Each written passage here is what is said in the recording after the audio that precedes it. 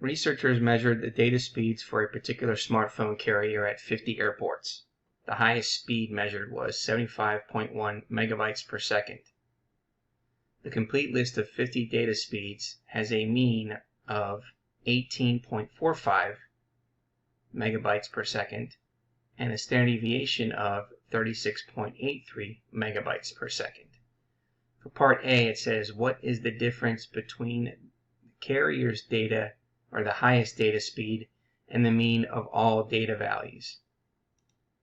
Okay, so the difference can be calculated by subtracting the mean from the carrier's highest speed data, or by subtracting the carrier's highest speed from the mean. So in this problem, we're going to subtract the mean from the carrier's highest speed data. Well, the highest speed data in our problem says 75.1. So if we take 75.1 megabytes per second, and then we're going to subtract the mean. Well, the mean over here is 18.45.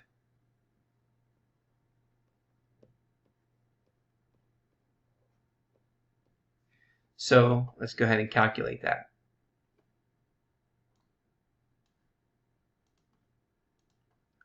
We take 75.1 and subtract 18.45. That gives us 56.65.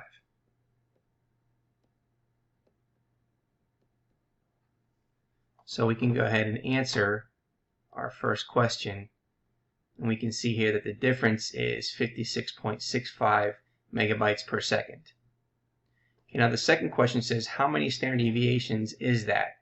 Meaning the difference found in part A. So what we want to do is we're going to compare the difference to the standard deviation.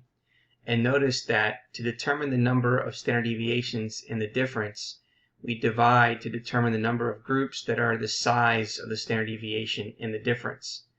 So we're going to divide the difference by the standard deviation, rounding to 2 decimal places. So we know that we have the difference, which is 56.65, and then we're going to divide that by the standard deviation of our problem, which is 36.83. So let's go ahead and do that.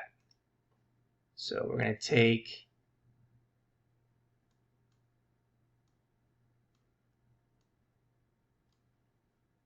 .65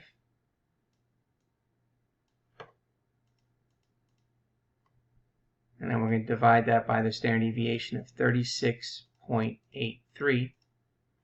We get 1.538.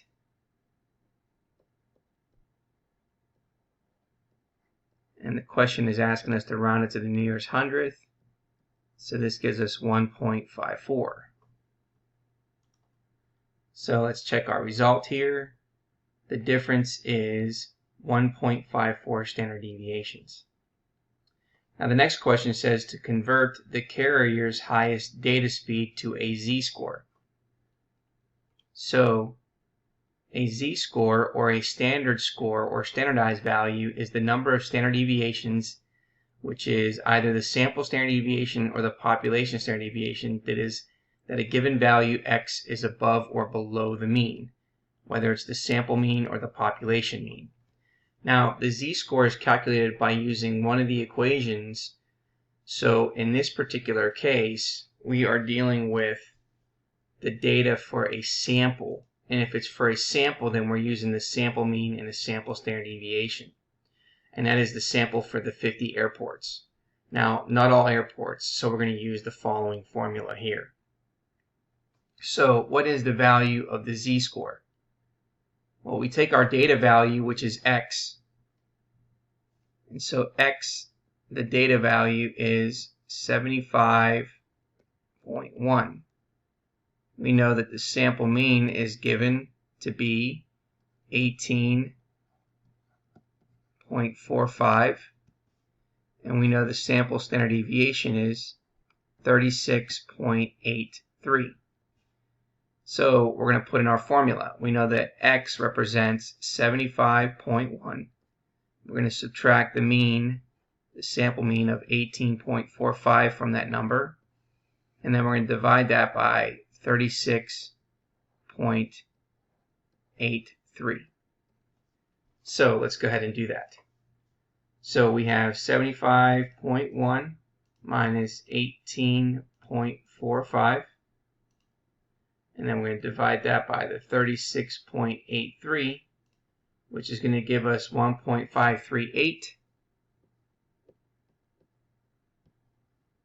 And so we round our z-scores to 2 decimal places, so it's going to be 1.54. So let's check our result. We would see that the z-score is 1.54. Now the next question says, if we consider data speeds that convert to z-scores between -2 and 2 to be neither significantly low nor significantly high, is the carrier's highest data speed significant? So now if we note here, a data value is significantly low if the z-score is less than or equal to 2, and a value is significantly high if the z-score is greater than or equal to 2.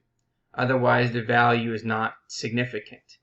So over here, if we said that the z-score is -2 here, and over here this is +2, well, where does the z-score of 1.54 lie? Well, it's going to be in between. So somewhere around 1.54 is the z-score that we found. And therefore, since it's in between -2 and 2, we would say that these values are not significant. So the carrier's highest data speed is not significant.